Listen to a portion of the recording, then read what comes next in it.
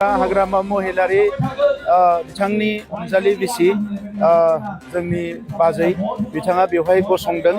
दा बिथांनि सायाव व्यक्तिगत आं जेबो बुंनो साना। जोबोद मोजां क'क्राझाराव लरेन्स इस्लारि बिथाङा थांनाय 5 बोसोराव जिखिनि खामानि मावदों आगोलाव बेखिनि खामानिया 30 बोसोरावबो जायाखैमोन।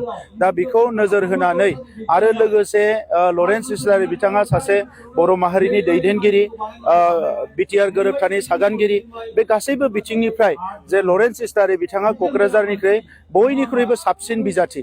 दा बे हिसाबै बर'जों लोगोसे गुबुन हारिनि रायजो राजाफ्राबो थांखि लादों लरेन्स इस्लारि बिथांखौ बड'लेण्डनि हेडक्वार्टारनिफ्राय देरहाहोनांगौ, मन्त्रि मोनहोनांगौ आरो बिथांखौ फैबाय थानाय समाव क'क्राझारनि जौगानायजों लोगोसे सारा बड'लेण्ड ओनसोलनि जौगानायनि खामानि मावनायनि बिबान होनांगौ।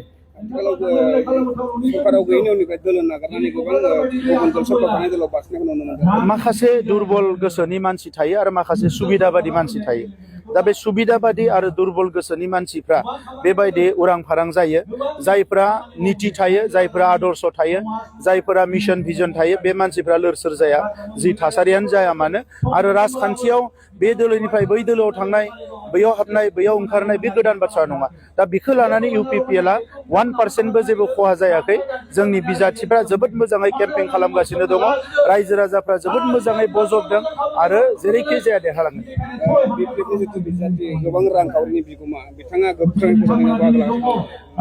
जोंहा हाग्रामा महिलारि बिथांनि अनजालि बिसि जोंनि बाजै बिथाङा बेवहाय गसंदों। दा बिथांनि सायाव व्यक्तिगत आं जेबो बुंनो साना।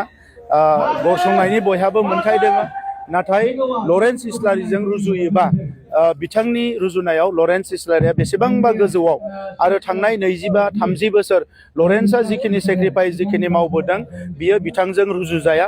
नंखायनो बिथांखौ व्यक्तिगत आं जेबो बुङा, नाथाय लरेन्स इस्लारिखौ रायजो राजाफ्रा देरहाहोगोन।